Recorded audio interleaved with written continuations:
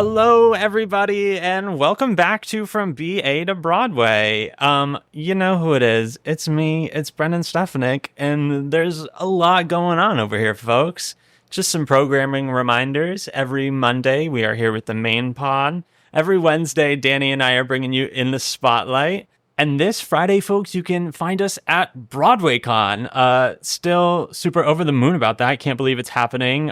Excited to meet y'all. Our time slot is at 10 a.m., so make sure you get there a little early. And of course, I will be joined by the one and onlys, Broadway's Christopher and Clay Rice Thompson. So excited to be there with them. We're super pumped. It's going to be a blast. So we'll see you then. However, today I am here with the main event himself, Mr. Victor Carillo Tracey. Victor, what's going on, man? Hey, thanks for having me on, man. I'm Welcome honored to to the be pod. here. Welcome to the studio. Happy to have you. Victor, who the hell are you? What do you do? So my name is Victor Carillo Tracey. I am in the original Broadway company of The Outsiders, currently running at the Bernard B. Jacobs Theater, and I am a swing and understudy for various different roles in the production. And I'm just having the most fun at work, having the most fun on Broadway this season, and just blessed to be here. Thanks for talking to me, man. Dude, I'd love to talk to you. You know that. Victor, I was just thinking about this the other day. Do you remember when we first met? How did we meet? You tell me. I don't. Oh my God. I don't quite remember. It's okay. My ego's not wounded. No, it was okay. I can tell you, it was maybe June of 2021. No, before that? Like a long time before that. Okay, go for it. We met at Theater by the Sea. Oh, I remember Oh my God, it totally escaped my mind. You picked me up from a train station. I sure did. Before my junior year of college, because me and my two other friends from Boca were going to go see a show at Theater by the Sea, and you picked me up like an hour away from the theater. Yeah. Because you were working at Theater by the Sea that summer. Yeah. And I stayed in the cast house You did. We played Smash. It was great. I know exactly. Yes. Oh my God. Yeah. That's so funny. That escapes my mind. Wow. That I still can't believe that was 5 years ago at this point. Was that 2019? 2019. Oh my Lord. Yeah. Wow. Terrifying. Throwback. Really terrifying. That was the year I graduated college. I haven't been in college for 5 years. Oh my God. We're really having the old identity crisis right now, but you know what? I'm kind of ready for my 30s at this point, which is also strange. But well, thank you for that. Beautiful reminder. That really took me for a trip just now. Oh, hell yeah. Way back when. Victor, did you go to school for theater? I did. I went to the Boston Conservatory at Berklee College of Music, and I graduated in the year 2021. Yeah, you did. As a musical theater performance major with an emphasis in dance. Hell yeah. Yeah. Amazing. Folks, today we're here to talk about, surprised that we haven't done this yet. We're here to talk about swings, understudies, standbys, all that jazz. Hell yeah. I feel like those are a lot of terms that people hear and everything's interchangeable in their brain. You know? Yeah. I feel like it's hard to make those distinctions, especially when you're just like a theater goer. Absolutely. You know, you're not doing the thing. If you had to give like a brief overview of the differences, like if you had to give like a little spiel for each one, what would you say? Yeah, so they all share similar responsibilities, but they are, different things and different jobs. So like a lot of swings are understudies, and a lot of, and then there is crossover, but a swing is basically an understudy for various ensemble characters or tracks, and is typically offstage. There are onstage swings as well, but typically a swing is offstage and covers various different ensemble tracks. Mm-hmm. An understudy can be a swing as well, but an understudy is a term usually more used for principal tracks. Mm-hmm. Can be an offstage swing as well, who has those those ensemble responsibilities as well as lead responsibilities, such as myself, or it can be somebody in the ensemble who has their own track every night, who then, if somebody's out as a principal character, goes into that track. And a standby is usually somebody who's off stage who has one main or two, max maybe three different principal understudy roles, and they don't understudy the ensemble, and they're just off stage in case the principals can't go on, and that's a standby. So Yeah. I feel like we're in swing nation right now, as we should be. Yeah. Swings we wouldn't be here without the swings. They're ruling the world right now. Yeah. Because they got the most to do. Arguably the hardest job on that stage. It's in my brain, in my little ADHD brain. Yeah. Yeah. it's a challenge. It's more often than not, it's rewarding. I try to always look at the bright side of the coin and say, wow, I'm so blessed to experience this show in many different vantage points. Yeah. And not many people can say that. For sure. And so when I'm kind of in my head about, oh my God, I messed this little thing up, or I'm like, okay, I was like, did I hurt anybody? No. Was I in the wrong spot? No. It's like, did I feel good as a performer? No, because I've done this track 2 times. But I got to live something tonight that I didn't the night before or even the night before that. So that's a blessing for me. And I feel fortunate to know that show in and out, the way that I do, like the back of my hand. And I'm grateful for that. Yeah. So when we're talking about swings, we often hear the term tracks and whatnot, which is just like someone's role. It's just their whole process for the whole role. In general, how many tracks are swings covering? I don't even know if there's a real answer for that. Man, it differs, show by show, person by person. What I can speak to is what I do personally. So right now at the Outsiders, I cover 6 onstage tracks and 9 tracks total. So we do have, because our show is so physical, we have a vocal booth where a lot of our other understudies and swings who cover lead roles are in the booth every night, giving amazing vocal power to the show. Because there's a lot of fighting, there's a lot of dancing, so you're not at your full vocal power when you're on that stage. So 3 of those are vocal tracks, and then 6 of them are on stage. I cover 3 ensemble Soch dancer boys, ensemble boys, and then I cover the principal tracks of Daryl Curtis, Soda Pop Curtis, and Paul Holden. So 6 on stage is the way I put it in my brain. I can look at the music off stage and be all right, but for sure 6 on stage is the way that I. Have you been a swing prior to this job? I was a swing for the Out of Town Triad of Karate Kid, the musical, in 2022. I had less tracks, and the show only ran a month because it was a tryout. So as it got closer to the end, I realized I was like, oh, I probably won't. I had them all charted out, but I was like, oh, I probably won't have to do all these tracks. Yeah. So it got a little easier, I think. And I don't know, it prepared me for this, but it was a lot less intense. Heard. A lot less intense because you're not in New York City. Yeah. You're not on Broadway. It was a beautiful experience, and I have lifelong friends because of that experience.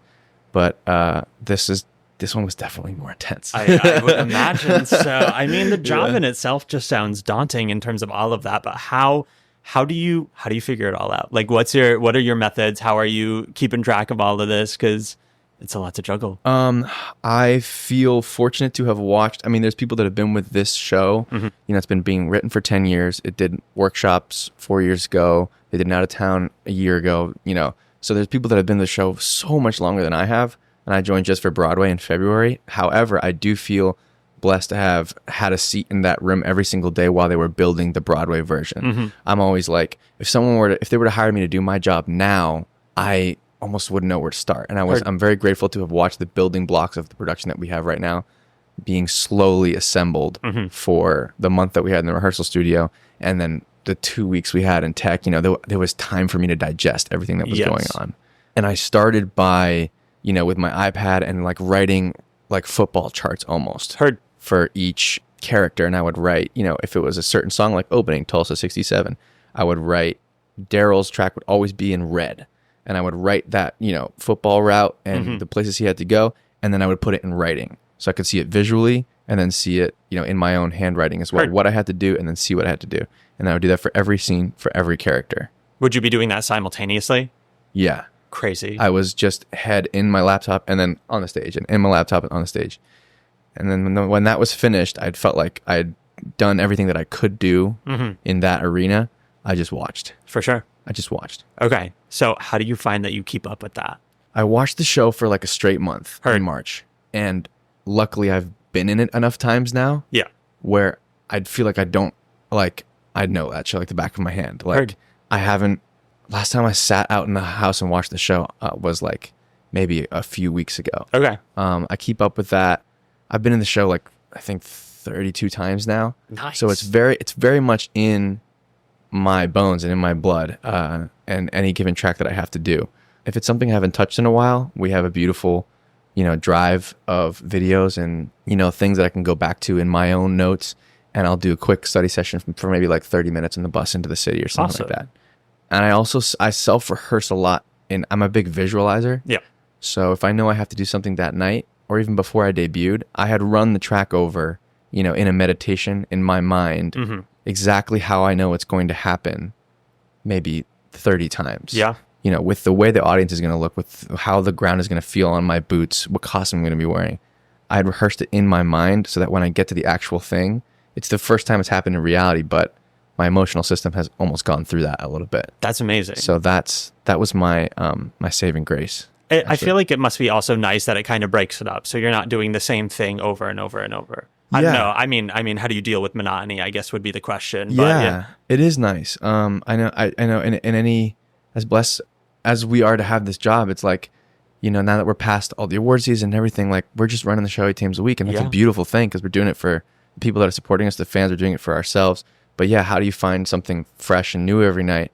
And when it's not the same track every night, that gets a little easier. I mean, yeah, for sure. So, yeah. And like, I mean, I feel like everyone out there, it's easy to glorify Broadway. Like it is a dream and it's a huge opportunity. Yeah. It's amazing. But at the end of the day, like it's still a job. Like you're still showing up and going to work every day. And I think especially the folks in the audience, that's not something that they're thinking about and whatnot. So absolutely, being able to kind of change it up like that is very nice. I don't know. That's always my fear too, is like when I'm like, am I going to get sick of this career eventually when I'm just doing the same thing over and over? I don't think so. I don't think it's going to happen. I don't love monotony, but I feel like we as performers know how to keep it different, keep it spicy, you know? Absolutely. On your worst day, it's like, you're still on Broadway. You're still doing the thing you love to do. You're basically playing pretend for a living. Exactly. You're dressing up and you're playing pretend, and you know, we're all kids at heart. That never dies. Kids. Yeah. You can grow old, but you don't have to grow up. Exactly. You know? Exactly. At least that's what I'm telling myself, man. That's what I'm telling myself.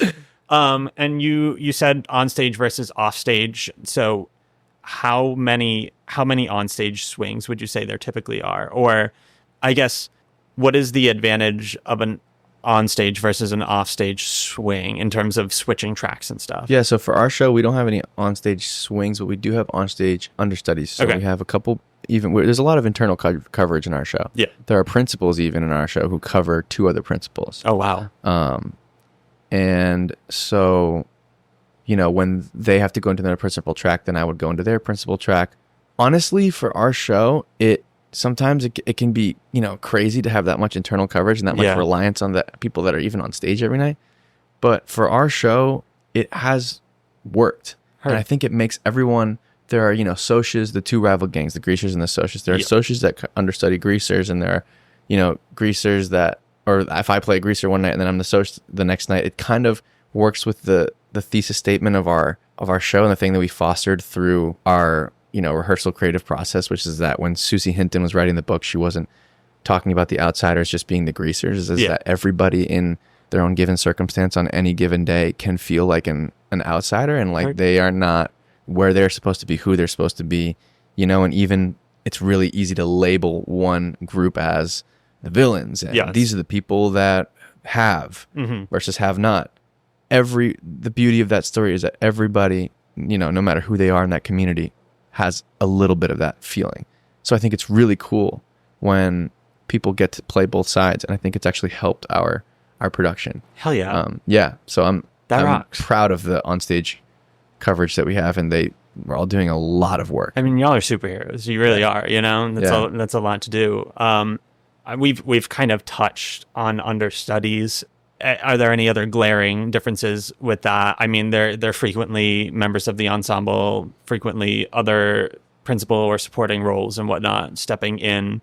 I guess another question is, when understudies and swings, how are they rehearsing during the process still, or like how are they prepared when it is time for them to go on? Yeah, so during the initial rehearsal process, for better or worse, unfortunately, when you're putting up a Broadway show, there's a lot of, you know, you have to focus on the principal cast and the people that have the role every night, because that's the people that are probably going to present it first, and that's the people that are going to get, you know, reviewed by press and stuff. So it's only natural, and you have to be prepared for that. And so the reality is that it is a lot of self homework and self study, so that the conversations that I didn't get to have with my director until later. I definitely had those conversations in May or June, are conversations that Brent and who plays Daryl, or that Jason who plays Soda Pop, or that Dan who plays Paul, they had those conversations in February and March. Yeah. You know, so it's a lot of self homework to begin with, and when you debut, you probably haven't even, you know, like I debuted the Tuesday after we opened the show. Yeah. So I hadn't had those conversations with my director yet. I'd had them after, which is beautiful. But I think it's a practice in patience, because you get everything a lot later. Did you have a put in before you went on? I did not. I didn't have a put in for any of the tracks that I debuted. Whoa. Yeah. Okay, great. So I did my principal debut and my Broadway debut in one, and ripped the Band-Aid off on the Tuesday after we opened. And I was actually kind of grateful for that, because nothing since then has felt like, okay, I can do it. Like, it's good. I got it. Truly. But yeah, I think other conversations come later, and I think you have to be prepared for a lot of self homework. Yep. And be kind of a good self studier. For sure. Have you since had a put in? I had, I have not had a put in. Oh my God. I had a put in for an ensemble track. Okay. That I had already debuted twice. Just they needed me to be in that track for the sake of the production that day, so that other people could feel, you know, the show. And then I had to put in also for a track that I had already done about 6 times. Gotcha. So I have not had a put in prior to doing a track. I don't know if we've ever actually talked about put-ins on the podcast yet, but a put-in rehearsal, folks, is when they put you in. It's when someone that is covering a role gets to rehearse the role prior to the show, usually day of, I would say. Yeah. Sometimes they do them routinely. They seem to be our show seems to be doing it on Fridays. And you get to experience the show with almost everything. Usually no automation, but lights, sound, you know, drum and piano. Yes. Everybody around you in the track they're supposed to be. So it's cool. Do you tend to see the people that they are putting in, it's for the principal tracks, or? No, we've had a lot of ensemble put-ins. Amazing. Too. Yeah. We our first like 2 weeks out of opening, we did like these like put-in paloozas where we had like literally 9 people put in to the show in one go. Crazy. And it was crazy, but it was super cool. That must have been so fun. No? It was fun. See everybody on stage, and the house was filled with, and you know, God bless our principal actors. They came and a lot of them watched the put in. Oh wow. Which is really cool. And so it was, you know, the Jacobs Theater with like just 20 of our cast members, and, you know, in the orchestra being like, yeah. It was awesome. It was very cool. Yeah. It's fun to play with your friends. It is nice. You know, yes. for sure. It really is. How soon ahead of time do people find out that they're going on for a role? Is there a traditional or like a standard in terms of how soon they have to be notified or whatever? Yes and no. I mean, there is like a courtesy window. For sure. But also, you know, shit happens. Oh, yeah. This is the reality. And if somebody's not feeling okay, that's the job you signed up for. And so, yeah. It can be, you know, 5 hours, 6 hours, it could be the night before. If the stage manager feels like, hey, you know, this person isn't feeling too good, just be prepared. Yeah. Our stage manager is really good about that. Or it can be, you know, 2 hours, 2.5 hours. Yeah. So, yeah, it really depends. Just trying to stay in a place of like mental stability. I mean, so that text doesn't affect my day too much. Yeah, exactly. For sure. I mean, also what a thrill too, you know. So yeah. Folks, it can happen at any second. It can happen during a show. Mid-show, yeah, literally. We haven't. I'm knocking on the desk right now. We haven't had that happen in our show yet. Oh, okay, amazing. Yeah, watch it happen tonight. Oh my God, no! I mean, it's gonna happen. It always does, absolutely. Some way, shape, or form. Absolutely. I've seen shows when that has happened. Like it's a very normal. I shouldn't say normal, but it's something that happens. Yeah. And I guess. Understudies, I think it would be specifically, are they guaranteed performances in their understudy tracks? No, nothing's guaranteed. Nothing's guaranteed. But you know, people have lives. Yeah, people have lives. And when a show is running, you know, thank the universe and thank God for as long as ours has run already and will continue to run, people are going to get, you know, their shot. Yeah, people are going to get sick. Yeah, people are going to take vacations. Exactly. People have lives. People have lives, and when the show is, especially after we've cleared Tony Awards and after we cleared opening and the album and everything, people are ready for a break. You know, it's like we're today is 100 shows actually. Oh my God! Congratulations! Today. Happy 100 shows! Thank you, and plus 25 previews before that. So like, you know, it's not a, you know, whatever the show is, Great Big Beautiful Tomorrow at Disney World. Like, we're not animatronics. For sure. People are going to take breaks, and that's okay. That's great. And I think that's a something that is becoming a little less taboo in our industry. Yes. Where it's like, oh my God, he's out of the show. It's like, no, you know. He needs a day off. It's natural. And my stage manager, you know, for the majority of people that come to the show, you know, and they see that white slip, it doesn't mean, you know, for our Broadway community, it's like, yeah, of course, yeah, we know what that is. But a lot of people don't even know what that means, or don't even. So like, you know, and everybody that's backstage and everybody that's prepared for the role has it in them, and we're still on Broadway. You know what I mean? For sure. It's like the 12th player on the NBA bench is still a good basketball player. You know what I mean? You're talking to the wrong man about that. But yeah, I mean, folks, this is also me telling you, go take a break. Go take a break. I want you to call out of work tomorrow. I want you to take a mental health day. Freaking normalize that. I'm a huge fan of a mental health day, let me tell you. Oh, man. The first job I had at the city, I was working at the Harry Potter store. Oh my God, I love that store, man. We the spinning griffin or whatever it is. I was there from day one. No way. I opened the store, and we had this Warner Brothers, a great company to work for in terms of benefits and stuff. So every staff member, we were granted 120 sick hours for the year, like from the beginning of the year. Oh my God. They're like, listen, you're going to get sick even when you don't accrue hours. So we're just going to give it to you blanket right in the front of it. Wow. Yeah. However, there was, I have no remorse talking about this now. There was a glitch in our system in some way, shape or form where every week your sick time would reset. Oh. So you would just have 120 hours perpetually. Wow. And yeah, I wouldn't say that I called out. My Lord. I didn't really abuse that. Like, I definitely stayed within my hours for the year. But some folks, I think after that first year, they had to really crack down, because there were folks that were taking over 200 hours of sick time throughout the whole year, which is crazy. But like, honestly, listen, you're getting the paid day off. It's a lot to deal with. So yeah, it was crazy. My sister and her boyfriend just visited my sister lives in London. Mm-hmm. And, you know, they both work in the UK. And they just actually went up to my home in New Hampshire today with my parents and everything. I was like, oh, how long are you staying? He's like, yeah, well, we have 6 weeks paid time off in my job. I'm like, what? 6 weeks? Yeah. That's incredible. He's a concept artist. He's a brilliant concept artist. He does stuff for, you know, video games and stuff, which is so foreign to me.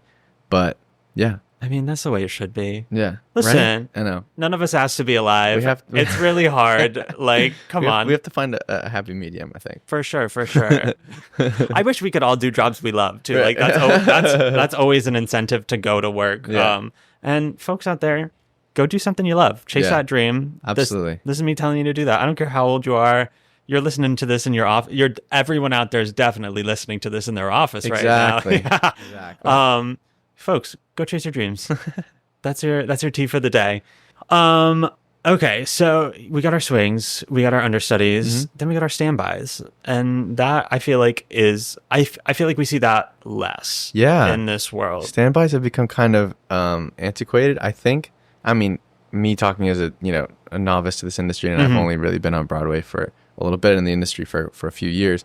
But through conversations I've had, I've seen less standbys in general on Broadway. It's a lot more understudies, a lot more people within the cast covering. But, you know, it used to be pretty standard to hire somebody who just covered that one principal role, who was off stage and had no other responsibilities.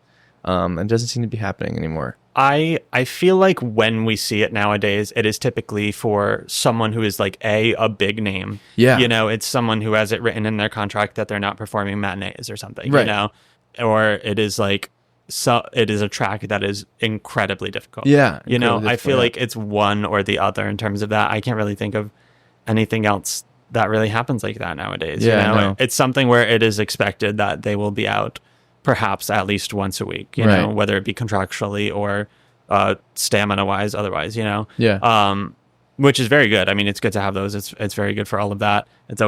It's also good to have the consistency, you know, so not everyone has to be put out of whack.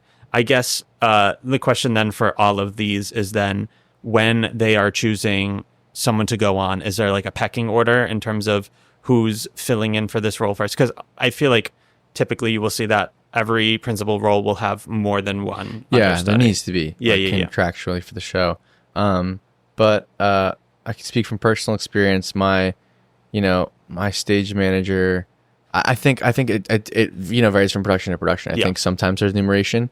My stage manager, we don't have numeration in our theater, which I think is kind of a beautiful thing. What does that mean? Numeration is like, okay, so this person A is the role every night. Okay. And then if that person can't do it, then, Bob, let's call him. Bob is the number one cover. Bob will always go on. If, person A isn't in the show, Bob will always go on. Mm-hmm. And then if Bob can't go on, then, Dan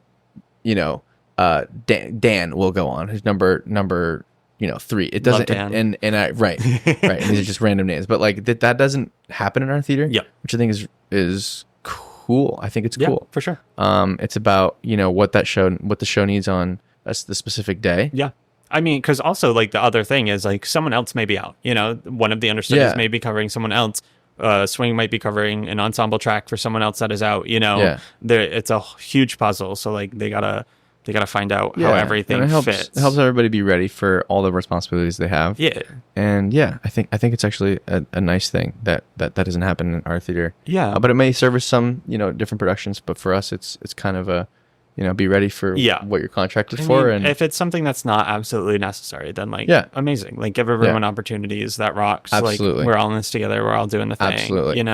Everyone's mom wants to come see them. Exactly. Everyone's mom wants to come see them. So give them the freaking chance. Exactly. Also, folks, if you're out there doing your regional gigs and your off-Broadway gigs and you have an understudy, their mom wants to see them. Give them a show. Call out. It's a lot to juggle, and it's times like that where I'm like, I could never be a stage manager. Oh my God, they have a really, really difficult job. Truly, very difficult job. And I know, it takes a very specific kind of person to be a stage manager, and immediately, when you meet them at the theater for the first day, you're like, oh, you're the stage manager. We have incredible God. We have incredible stage managers. Our PSM, our production stage manager, has a Tony Award for stage manager. Amazing. And there's only a few people in the world that have that. That's great. She's a legend. Honestly, that should be there every year. She is like one of the best professional people I've ever worked with. Beverly Jenkins. She's an incredible stage manager. She's literally legend. She's stage managed all of your favorite shows of the last. She's on. This is show 31 for her. Crazy. Yep. And our assistant stage managers are Emily and Mark. They're also legends, and all of them call the show all the time. They switch off sometimes by the act. It's like they're just a united front, an amazing team, and I couldn't ask for a better team for my first. And we're I'm very much friends with them because they're the people that text me a couple hours before the show. They're like, hey, I need this from you today. So Swings and Understudies always seem to find themselves being best friends with stage managers. So I'm glad they're really amazing people. That's awesome. Yeah. I mean, the sheer brain power it takes to do that job is incredible. Like they are truly the scientists and the mathematicians of the theater world. Yep. Literally could not run without them. Quite literally, they are the ones whose brain is on every single piece of the pie. It's insane. And like beyond directors, beyond producers, beyond actors, like their brain is in every single nook and cranny. They first to arrive, last to leave. It's crazy. They have to know every cue for every tech element. Incredible. Shout out to all the stage managers out there. Yes. We will have a stage management episode. Hell yeah. Yeah, looking forward to that. Okay, so we got all that stuff. I feel like the term cover is also thrown around a lot nowadays to the point where like I started doubting myself. I was like, do I know what a cover is? Is it something separate from all of this? It is. It's just a blanket term. Cool, it's just a blanket term. New hip way to say cover instead of understudy. It's very underground. It's very not like the other girls. It's like cover. Yeah, I'm a cover. Yeah, I'm a cover for so and so. Whatever. Could be understudy. Could be swing. Yeah. Could be standby. Whatever. Right. I mean, same thing either way in terms of the job that they are doing for that particular thing that they're talking about. Folks, it's just one of those things, one of those things you're going to hear. Not too much weight attached to that. It's just something we made up. It's the slang. It's in the new theater slang. It's the cool way to say it. Yeah. Yeah, we like to keep things fresh. Hip and with it. Exactly. I got to say, there's a lot of things now that I'm discovering that the youngins are saying that are just so out of my ballpark. Yeah, I can't do it. And I hate that. I like to consider myself to be one with the youngins, good for you. But like I'm hearing things nowadays and I'm like, what does that mean? What does that mean? Yeah. I heard, I don't know if they've even talked about it on the pod yet, but I heard the word jail for the first time the other day. Like bad? Like to mean like criminal, Oh, yeah. Like jail. They not even like that's jail, it's just jail. Wow. Like, that's like That's not. I will say I love Riz. Riz is fucking funny. Yeah. Okay. That's yeah, amazing. that I'm here for that one. JL, I'm like, that's not creative. You know, a lot of also this is. I don't think this is a new people thing, but a lot of people in New York say brick when they mean cold. Cold? Oh yeah, no, that's been a thing. That's been a thing. I learned that from my college roommate Nigel Richards. Okay. And he said brick. I was like, what? Nigel is from New England. Nigel's from Rhode Island. I used to see Nigel in shows. I lived in the town over from the theater that he used to do shows at. That we don't say that there. Oh, well, maybe he swore it was colloquial, but I'm not sure. I don't know how. But I learned that from him a while ago, so I do know that one. Do you say online or inline? As far as like being on the internet? No, like inline. Who would ever say online? New Yorkers. What? That's what they do here. New Yorkers, New Jerseyans. Okay. Next online, please. Whatever. Online? Yeah. Wow. Insane. Never heard it. Oh, good for you, actually. Good for you. Next time you're in any store, just keep an ear out. Because it's insane. Wow. That was another thing when I started working at the Harry Potter store too, where I just started hearing people shouting that. I was like, "Wow, what are you talking about? That seems wildly incorrect." No kidding. I'm like, online literally has a definition. It is the internet. I don't know what to tell you. My roommate's from Long Island too, so he's like, "No, like you're wrong." Like, oh wow, so he swears by it. They stand by it. They really do. It's just their life. It's just their culture. Wow. To each their own. Cool. You know, but they're wrong. Wow. Yes. That's the beautiful thing about an opinion. Oh, yeah. You can have your own. You can be wrong, but it's your own. Especially from a New Englander. Come on. We know what's up. Yeah, absolutely. Jeez. Okay. I personally am not one that feels like I could necessarily swing a large show. Sure. You know, I don't feel like that is in my wheelhouse. Like, if I had to, for sure, I'm going to do all of that. But in terms of like how I operate in the daily world, I'm like, that doesn't feel like the way I would insert myself into a show. Okay. Do you think there are any things to keep in, like, what should you be keeping in mind if you are considering being a swing or going out for a swing / understudy track of some sort? I mean, it's funny. I was talking to one of my friends, debuted on Broadway as well. Her name is Carly DiNardo. She was a swing in Moulin Rouge. She's one of the best dancers that this industry has to offer. She's one of the kindest people this industry has to offer. And a couple of months ago, a group of us were all hanging out. And she's like, "Yeah, I'm actually trying to, I think educate the industry more about this, or even like there's this I think gaping hole in this like industry when we prepare college students, high school students to come into the industry. I never had a understudy or swing class in college. I had a business of theater class, which I loved, which was, I think, very special for BOCO, and not a lot of other people get to, for sure, experience. That's why we're here, baby. I loved the business of theater class. Eric Cornell, he's a producer on our show, actually. Genius. Wow. He was one of the best classes, one of the best teachers I ever had in college. But that being said, how that class was so cool because I feel like not a lot of people had it, and I felt like we were learning something that was going to be really useful. And a lot of people's introductions into this industry are through swing and understudy, and there's no education on that. There's no kind of introductory course or even like a book or like, here's what works for me, and here's what works for this person over here, and choose the best and go for it.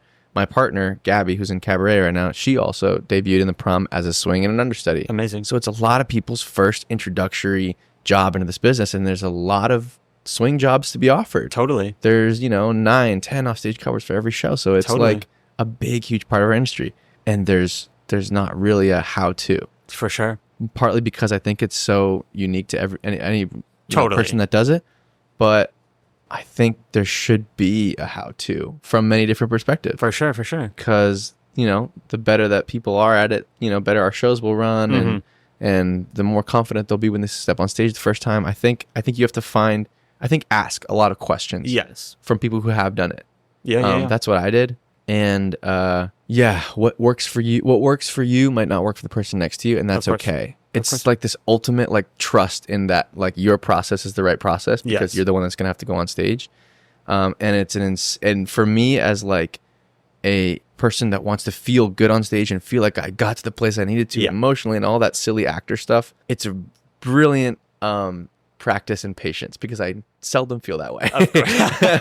So I'm literally on stage and I'm like, my brain is telling me I'm supposed to be over there. I'm like, no, I was there last night. I'm supposed to be here, right? And I don't. Sometimes I'm in the right place, but I'm like second guessing myself. For sure.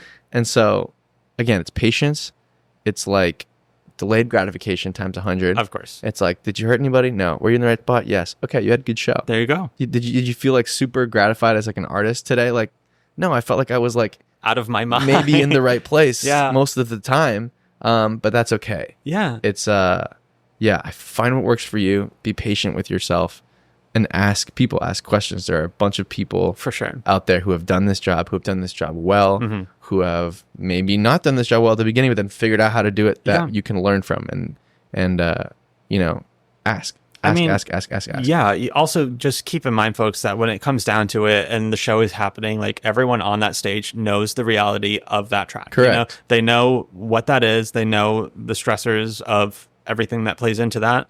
And they also want to see you succeed. Yes. They're going to help you. They're not going to get pissed if you're in the wrong spot for something or whatever, because once again, you were doing a different track yesterday and a different one before that. Like, it's too much. It's too much for any one brain to have to handle, So hopefully you have a group of people around you that will shove you with love, which is put you in the right spot and celebrate, just the crazy feat that you're trying to do that specific day. So, yeah. Yeah. Also, not saying that every cast has to be like a family, and that's another part of this industry that I feel like people don't think about in terms of the fact that it is a job. It's a job. Like absolutely. there are naturally gonna be people that you butt heads with, or you don't vibe with, or like you're just impartial about. Like once again, people have lives outside of this thing. A lot of times they go to work and then they leave the building, they leave it behind. Because that's how they need to have their life. But at the end of the day, they are still professionals, they are still co-workers, and they are going to help you in that way, because that is a part of their job. Yeah. Absolutely. And if they don't, report their ass. No, truly. I mean, it's there's too much to deal with. We don't got time for that. So I don't know. Find your support, find your comfort in that, and rock and roll with it, man. Absolutely. I feel like, generally speaking, in terms of outside of the industry, there are a lot of like stereotypes about like understudies or swings or even ensemble roles, Sure. I feel like there's a lot of negative connotation to that, Sure. Which like also why, people are seeing the show, like there is it boggles my mind when people like can't really like look at the show from an outside lens, like they're literally just focused on the two main people, like it's a movie, right? That's the thing. It's not. No, it's the beautiful thing about what we do is that when that person comes to see the show, and every time I kind of get into that feeling like you had described of like, oh, I'm because of my position I'm lesser than, or I'm not the first choice or whatever, you see somebody at the stage door who that day at 2 p.m. they didn't know what the white slip was, and you were their ensemble member, or you were their, lead that day, and that affected them, and it didn't matter. And so it's like that we're not in a movie. No. And so for that day, you get to be that character, and that for that performance, and then that for that 2.5 hours in that theater, you live as that character, and the next day you might not, but for that time you are. Exactly. It's not a movie. It's not filmed. It's not one person having that, responsibility forever, because it's just that one version. So that's the beautiful part about what we do. And I think it can be difficult for sure. There's definitely moments of doubt and everything, but more often than not, I think it's it's a blessing. And when you get through that performance of something that you're not usually called to do, it's a feat, and I think it's pretty amazing for sure. And some of the best performances I've ever seen on my stage, seeing people debut for the first time, or on or seeing a Broadway show where I get a white slip, I get excited. Truly. Like, oh my God, because everyone's in tune that something different is happening. Of course. And when you're running a show 8 times a week for, let's say, 20 years like Wicked, or for 30 years like Phantom did or whatever, and somebody gets that first opportunity, everything else becomes alive. Of course. Everything else becomes alive, and the show lives in a way that it maybe hasn't before. Yeah. And the 1,000 people out there who are maybe not, theater specialists don't know why it feels different and feels more alive today, but it might be because somebody is doing that for the first time, or they don't usually get to the chance to do that, and it's bringing everybody up in a new energy. That's so exactly it can be right. a really beautiful thing. And I like, among all of like the stereotypes and whatnot, there is like such a profound respect that is starting to really grow, I would say, especially in the Broadway community. Absolutely. For this. Like, Excuse me. Oh, I thought I had a burp. This is a pro burp podcast. If you feel it, you just let it happen. I feel like as of lately, like there are people that are literally going to see a show because someone is going on, right. You know, because someone is going on for a track and it's one of those performances that they love. And like, I mean, like strangers, like people that they don't know, and whatnot. And like, I mean, the first thought is always like Julie Benko and Funny Girl and whatnot. Like that broke the internet, you know, even when Leah Michele was in the role, like everyone was still, she had Thursdays. Exactly. And it was glorious. And those houses were always packed because she was an absolute star. And quite frankly, also folks, these people that are going on for these roles had a little bit more time to rest up for it and like really go in so fresh, you know, like it's a lot for sure. So these are often the best performances. I can think of, 10 off the top of my head of shows that I've seen understudies in where I'm like, I've seen this show twice, and honestly, that might have been a little bit better than the first time I saw it because of this different experience. Not to say that anyone's better than the other. Like every show is different, every performance is different, but like it's just the stuff of magic. Absolutely. You know? Absolutely. So normalize it, folks, or else. I feel like we're getting there. I feel post-COVID, like people are realizing, you know, that it's not sustainable, and that you know other people are here, other people are ready to do the job. And, you know, of course, one person has the role. That's not going to change. And that's totally beautiful and amazing, and they deserve it. But, you know, when another person gets a chance, that's worth celebrating too. Totally. And like, COVID in itself was, unfortunately, like one of the big catalysts for this change because it forced people to have to look at the fact that you can't do the show without these options. You know, you need to leave yourself options. You need to be able to budget yourself accordingly so you can pay the correct amount of people to have understudies, to have swings, to have all of this stuff. So like, especially regionally nowadays, I see more swings and understudies on playbills and stuff than I ever have in my life. Because we are also still living in a COVID world. Like people are still getting COVID. People are out. There's always going to be, on Broadway, I work at the Lion King in the Minskoff, and like we have an insert every day because there's at least 2 or 3 different people on because it's happening. It's always happening. So it's a shame, of course, that it took a global pandemic for us to get to this part, but it is a very, I don't know if it's a human thing or if it's just an American thing, that it often takes tragedy for us to have to come to terms with the reality, you know? But you know what, in that regard, I am grateful for that in our industry and how our industry has truly, championed this and thrived because of this afterwards in this regard. Absolutely. Yeah. Shout out to everyone. Shout out to everyone. Literally. Yes, absolutely. Yeah. I feel like we kind of nailed that. Absolutely. Anything else that's on your brain? You know, I was looking at one of your past episodes, and I didn't get to listen to it, but I saw that there was some talk about Shrek the Musical. I'm not joking. Yeah. It can be funny for a second. It is 100%. But I'm a stan of Shrek the Musical. Because like the appreciation for me, and there's so many people in my cast that hadn't seen the pro shot. Criminal. Of Jail. Shrek the Musical. That is Jail. And that pro shot it's been on my mind so often. Yeah. For some reason in the past month, Brian Darcy James came to see our show. Amazing. He came backstage, and it was right after it was the performance after we'd won the Tonys.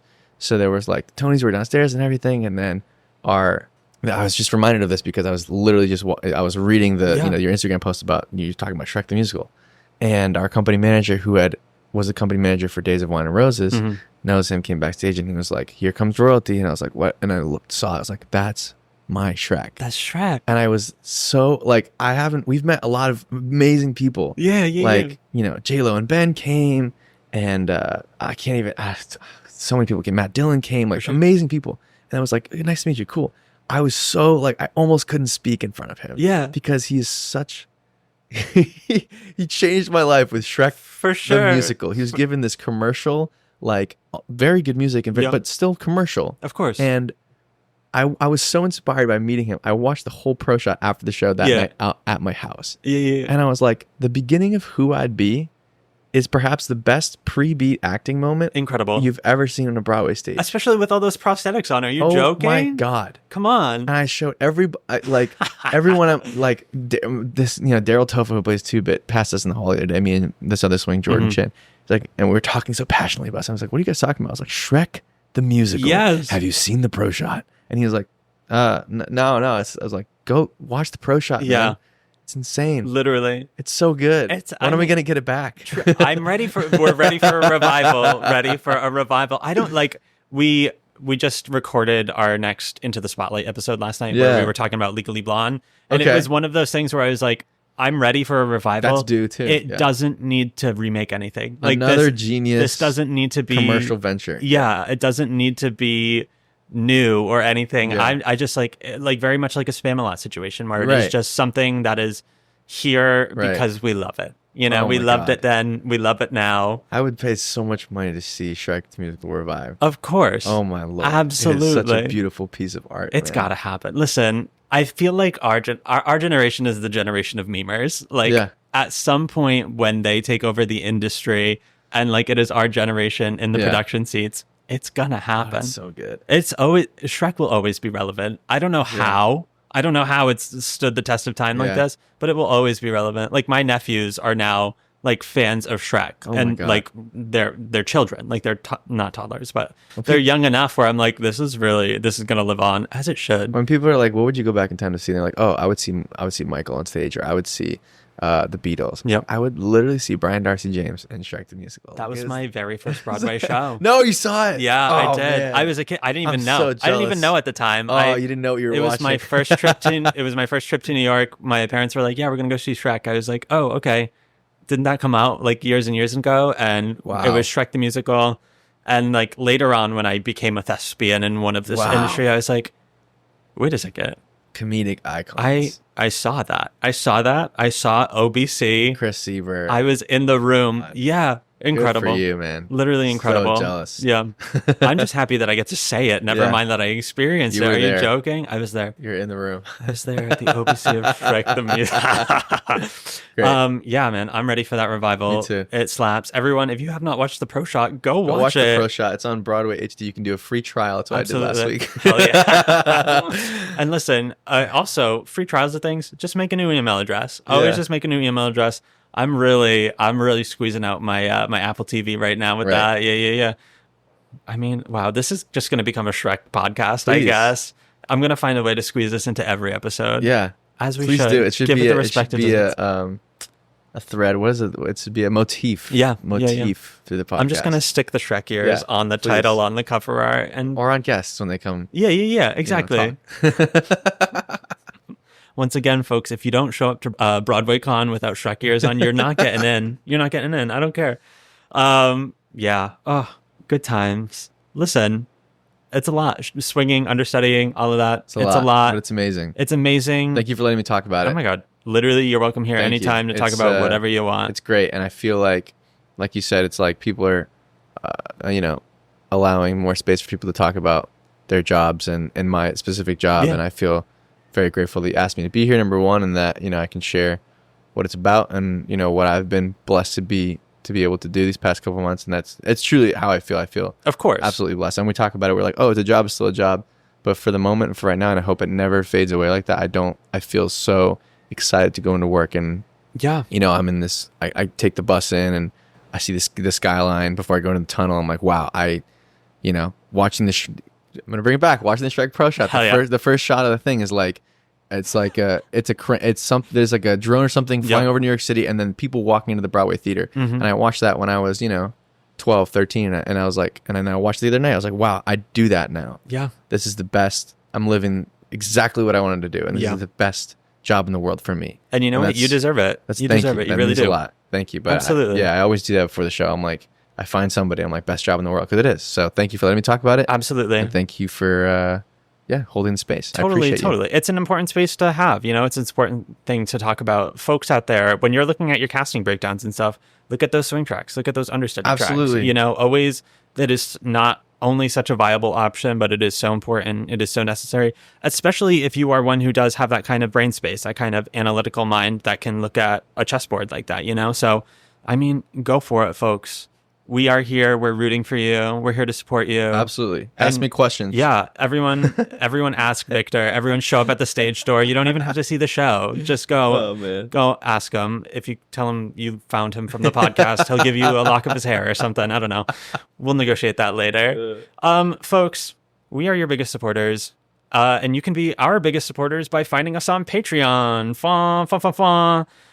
That is right, folks. Patreon.com/BA to Broadway.